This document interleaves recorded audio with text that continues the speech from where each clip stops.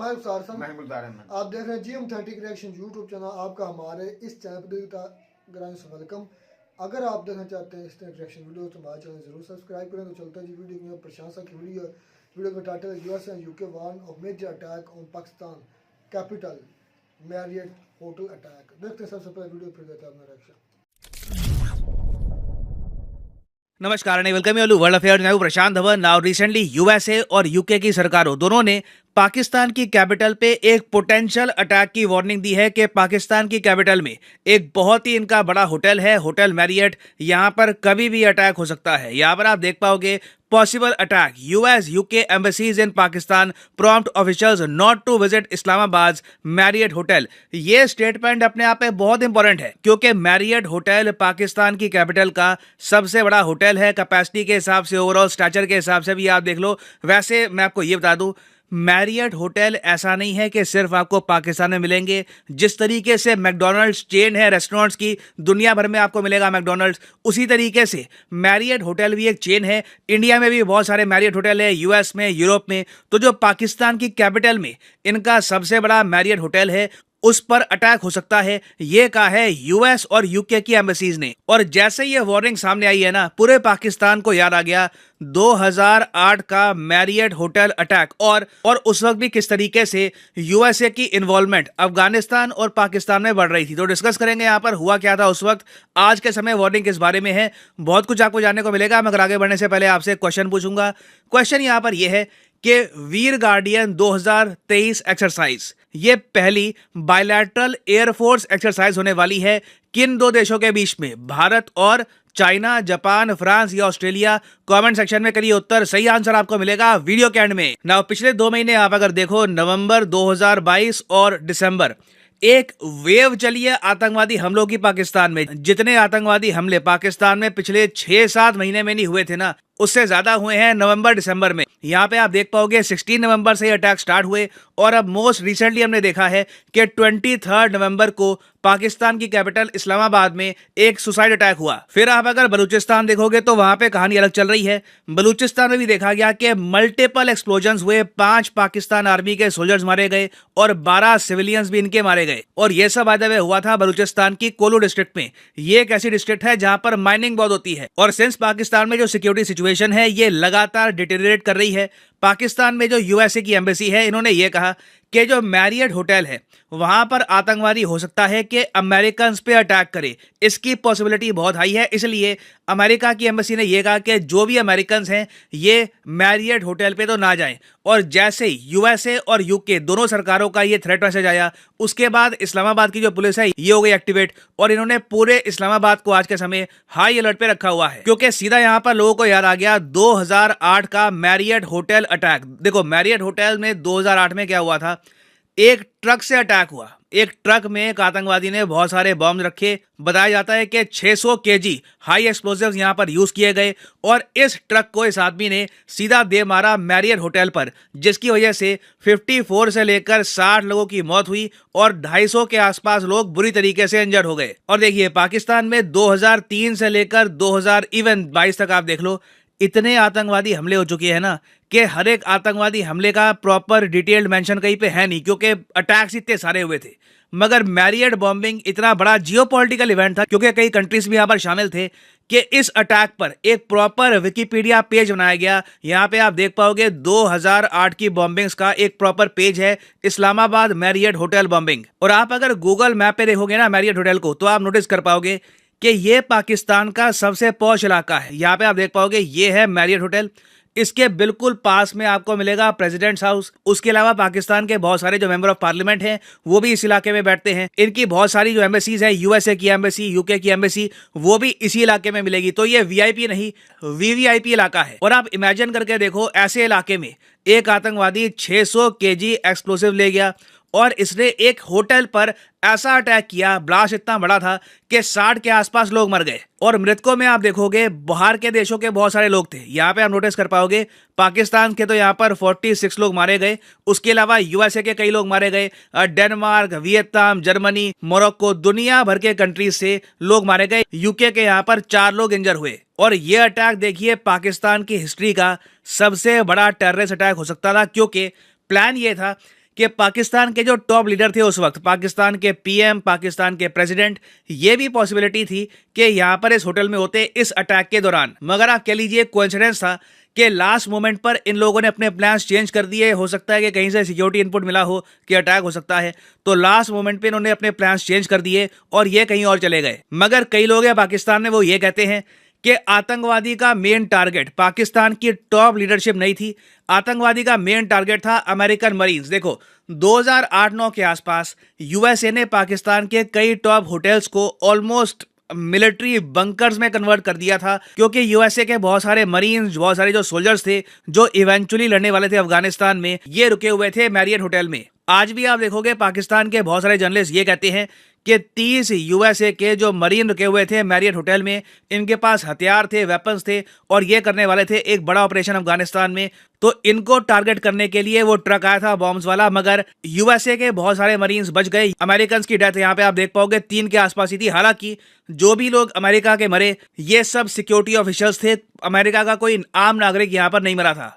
और मुझे याद है इस अटैक के बाद पाकिस्तान की सरकार ने बड़ी स्टेटमेंट्स दी, ये तक कह दिया कि ये मैरियट होटल पाकिस्तान की हिस्ट्री का 9/11 है। जिस तरीके से यूएसए के बाद 9/11 में हमने देखा कि काफी इन्होंने आतंकवाद के खिलाफ काउंटर मेजर लिए, पाकिस्तान ने कहा कि ये लोग भी ऐसा करेंगे, मगर इनके काउंटर टेररिज्म मेजर्स बहुत बाद में स्टार्ट हुए। हालांकि ये देखने को मिला कि ब्रिटिश एयरवेज ने अपनी जो फ्लाइट्स थी इस्लामाबाद को ये सस्पेंड कर दी थी और ये फ्लाइट्स फिर 2019 में रीस्टार्ट हुई। आप सोचकर देखो 2008 में मैरियट में अटैक हुआ, फिर 11 साल बाद ब्रिटिश एयरवेज ने अपनी फ्लाइट्स रीओपन करी पाकिस्तान को, और अब पॉसिबिलिटी है कि फिर से बहुत सारी इंटरनेशनल फ्लाइट्स पाकिस्तान में अपने ऑपरेशंस बंद कर सकते हैं टेरर अटैक की वजह से। अब यहां पे आप पूछ सकते हैं कि फिर से मैरियट होटल एक टारगेट क्यों बन सकता है। रीजन इसका यह है क्योंकि यूएस पाकिस्तान रिलेशंस अपने ऑल टाइम हाई पे है। 2008 में भी आप देखोगे सिचुएशन ऐसी ही थी, और अब 2022 में हम देख रहे हैं कि पाकिस्तान के विदेश मंत्री खुल के कह रहे हैं कि यूएस फंडिंग प्रोवाइड करेगा पाकिस्तान को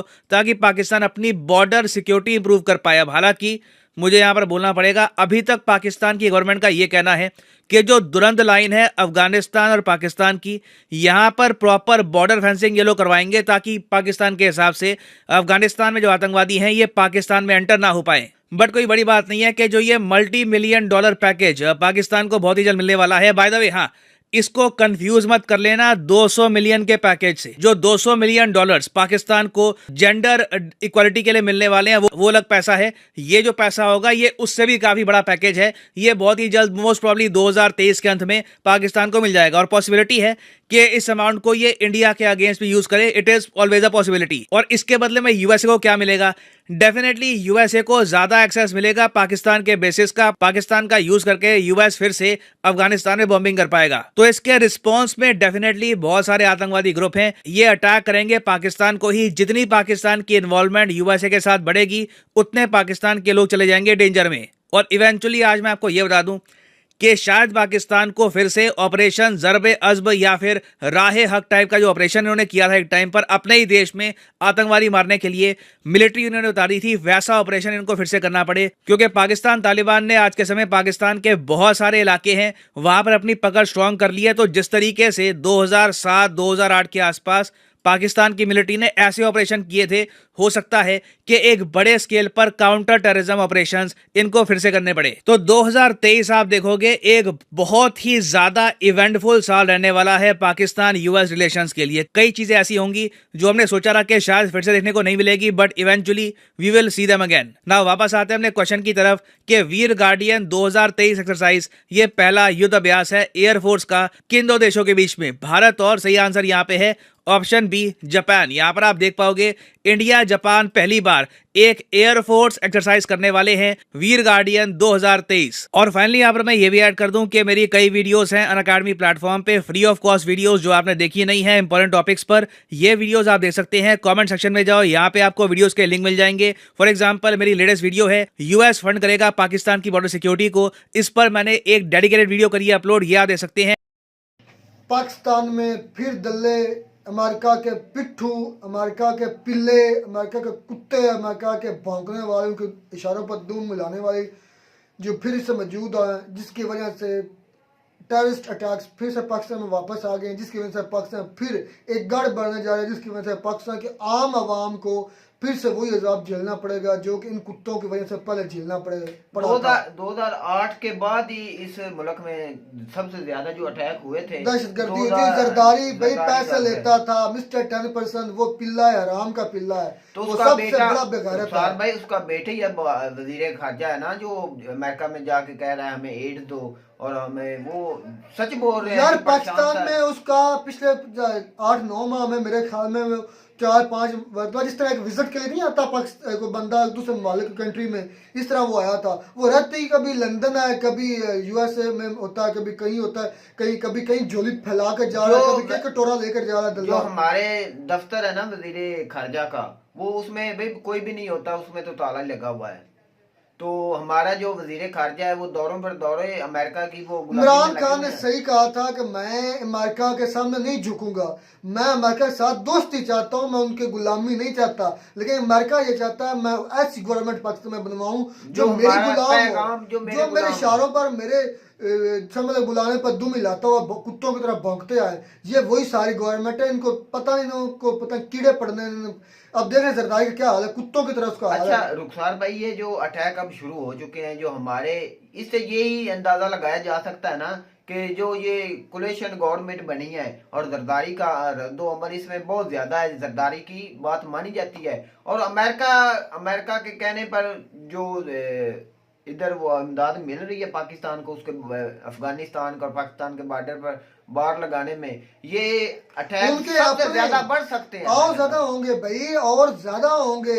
ये जितना ये नहीं है कि अमेरिका के कहने पर हम उस पर बार लगानी चाहिए, उस पर बेस नहीं देनी चाहिए, अमेरिका को बेस नहीं देनी चाहिए, अफगानिस्तान पर वो हमें हमले नहीं होने चाहिए। इनको इतनी गधों को समझ नहीं आ रही कि अमेरिका जो खुद 20-25 साल से छितर खा के अफगानिस्तान से निकला है, वो किस तरह अब पाकिस्तान में रह कर अफगानिस्तान को कंट्रोल कर सकता है। अगर इतनी उसमें हिम्मत होती तो वो उधर रह कर कंट्रोल करता। अफगानिस्तान को कोई भी नहीं फतह कर सकता, पाकिस्तान की ये खामी है। ये और यार इनको सबसे अपने फंडिंग के लिए पैसे चाहिए। भाई सबसे ज्यादा नुकसान जो हमें हुआ था ना, वो हमें पाकिस्तान ने जो अमेरिका को बेस दी थी अफगानिस्तान पर हमले करने के लिए, सबसे ज्यादा नुकसान उस वक्त से अफगानिस्तान। इमरान खान के आप उस वक्त भी वीडियो देख लें, मेरे पास एक वीडियो थी, इमरान खान उस वक्त भी कह रहे थे कि आप ये जो बेसिस दे रहे हैं इसका पाकिस्तान को बहुत ज्यादा नुकसान होने वाला है। अच्छा, उस वक्त मुखालफत करते थे। खुदाया मैरियट होटल पर हमला हो जाता है तो पाकिस्तान का क्या इमेज है, उधर टॉप क्वालिटी के शख्सियात होते हैं। अभी आप इमेज को लेकर बैठे हैं, और इमेज है को पाकिस्तान का पहले हराम के पिल्लों ने को छोड़ा है नहीं। कोई जो अब टीमें आ रही हैं पाकिस्तान में खेल रही हैं, न्यूजीलैंड भी खेल रही है, तो उसके बाद जब ये हमला होगा कोई ना कोई प्लानिंग होगी ना, जिस तरह से प्रशांत सर ने ये और इंग्लैंड और मेरा कभी कभी ये जी चाहता है कि ये जो पाकिस्तान के सारे हराम के पिल्ले हैं, जरदारी हो गया, जिसमें नवाज शरीफ हो गया, शहबाज शरीफ हो गया, इनकी औलादें हो गई, यकीन करें मैं खुद IAS कोई खुफिया एजेंसी में शामिल हो जाऊँ या TTP के ग्रुप में, और इन पिल्लों को उड़ा कर रख दूँ कुत्ते के बच्चों को, कि पाकिस्तान का पहले क्या हाल किया है, आप दोबारा वही नसूर हमारे मुल्क में लेकर आ रहे हैं, फिर गुलामी की जा रही अमेरिका की। इमरान खान क्यों हटाया गया? क्योंकि उसने कहा मैं बेस कभी भी नहीं दूंगा, मैं आपके सामने कभी भी नहीं झुकूंगा, मैं आपकी बात नहीं मानूंगा, मैं अफगानिस्तान को अपनी जगह पर रखूंगा, आपको अपनी जगह पर रखूंगा।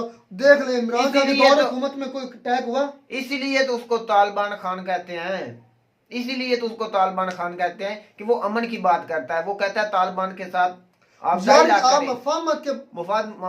ये नहीं कि उस पर हम हमला कराएं, अमेरिका को अपने जमीन दें, उस पर हमला कराया जाए और रिटर्न में वो पाकिस्तान पर हमला करें, और आए दिन वो शुरू भी हो चुका है। इसका यार आम हमारे शहरी हैं, बेगुनाह हैं, बेकसूर हैं, उसमें ज्यादा उनका नुकसान है, उनकी जानों को कौन जिम्मेदार है? तो जो हमारे लीडरशिप है, जो बेस देते हैं, वो तो बैठे हैं अपने सेफ जगह पर, उनको वो तो दौरे कर रहे हैं भाई, वो तो दौरे अयाशी में है, वो तो पाकिस्तान में नींद नहीं उनके सामने आगे पीछे गोरियां होती हैं, और वो खुसरा टाइप जो हमारा जो है वो वजीर खारजा है, ना वो बंदा है ना वो औरत है, पता नहीं वो क्या है। वो कभी कहीं हमें शर्मिंदा करवा रहा है, कभी इंडिया के सामने, कभी इजराइल के सामने, कभी कहीं हमें शर्मिंदगी हो रही है, और कभी हमारे जो वजीर आजम उसको बोलना तो आता नहीं। और यार इस तरह होते हैं हमारे मुल्क की भाग दौड़ तक किन के हाथों में, किन कंजरों के हाथों में संभाल दी गई है, दे दी गई है, और हमारी अदालतें। और यार पैसा आ रहा है सबको, 400-450 मिलियन आया है जो F-16 के लिए, उनके मेंटेनेंस के लिए। कहाँ गया? किसने कभी पूछा? अब 200 मिलियन जो आगे कभी किसने ऑडिट या किसने करवाया कभी कि वो कहाँ गया, हमारा कहाँ लगाया जो हमारा खजाना है वो खत्म होने जा रहा है, वो खाली से नीचे जा रहा है। इमदाद कहाँ जा रही है, इमदाद जा किधर रही है, ना तो वो पाकिस्तान में लग रही है। तो ये सवाल उठाया जाता है कि ये सारे जो स्विट्जरलैंड के बैंक हैं या लंदन के बैंक हैं वो भर चुके हैं हमारे और पाकिस्तान ऐसी जेल कौम है। मैं कहता हूँ इस कौम के साथ ऐसे होना चाहिए। अभी भी ऐसे जेल लोग मौजूद हैं जो अभी तक भी कहते हैं हमारा शेर हमारा तीर। यकीन का जो शेर और तीर की बात करता है, जो नवाज शरीफ, शहबाज शरीफ और जरदारी हराम के पिल्ले की बात करता है ना, उसको उड़ा के रखना। जो नवाज शरीफ और जरदारी की बात करता है ना, वो 2 नंबर गैरत बंदा है, जो उससे फायदा उठाता है और पैसे उसको मिलते हैं। वही बात करता है आम आदमी इंसान कभी भी। मेरा भी वही एक दोस्त था, वकील एडवोकेट है, वो हमारे सदर का अपना समझ के सदर भी रहा है फैसलाबाद बार काउंसिल का भी। तो उसके साथ वो राना है, उसके साथ मेरा काफ़ी मतलब ना दुआसला हो गया। मुझे नहीं पता था किस तरह का आदमी। तो जब मैं उसके मतलब उसके साथ चला और उसके थोड़े से मैंने स्टडी की, उसके बैकग्राउंड, उसका आने वाला या जो भी वो हालात चलाता है, तो मुझे पता चला कि वो नून लीगी है। मुझे पहले नहीं पता था। तो फिर मैंने उसको और ज़्यादा गहरी मतलब समझ के उसको और ज़्यादा जाकर स्टडी करना शुरू किया। पता कर लगा कि वो सबसे बड़ा करप्ट बंदा था। तो वो सपोर्ट क्यों कर रहा था नून लीग को। फिर मैं इस नतीजे पर पहुंचा, पाकिस्तान में जो भी करप्ट होगा, जो भी हराम का पिल्ला होगा, जो हराम वो 2 पार्टियों में से होगा, वो 2 में से होगा, या वो नून लीग में से होगा या वो दूसरे में से पीपल पार्टी में से होगा। और तीसरा जो हमारे सूफी साहब जो सबसे बड़े दावेदार हैं इस्लाम, उसका तो मैं खैर नहीं बात करना चाहूँगा। वो तो उसकी तो क्या ही, उसका तो फिर अल्लाह ही हाफ़िज़ है, उसका तो फिर बात ही छोड़ देना। तो अफगानिस्तान का हम भी बोलते थे कि पाकिस्तान की, हमारे में भी आ जाती थी ये बात कि हम अफगानिस्तान को गाली निकालते थे। अफगानिस्तान सच्चे हैं, वो ठीक है कि वो पाकिस्तान पर यार वो भी ठीक नहीं कर रहे हैं। मेरी तो बात सुने, लोगों को मेरी तो बात सुने रुखसार भाई, मेरी तो बात सुने। आप पर हमला होगा, आपके घर पर जो आप किसी के कहने पर मेरे घर पर हमला कराते हैं, क्या आप चुप बैठे रहेंगे? तो फिर आपने चाहे आपका कुछ भी ना रहे यार, आप टारगेट करना है तो फिर आप बड़े, मैं पिछले एक वीडियो में भी कहा था, आप जरदारी उनके बच्चों, आप जितने ब्यूरोक्रेट्स हैं उसके बच्चों, जितने MNA MPs हैं उनके बच्चों पर अटैक करें ताकि उनके आंखों में से पर्दा उतरे कि हम किसी के अगर बच्चे किसी घर में आग लगाएंगे तो हमारे घर में भी ये आग पहुंचेगी।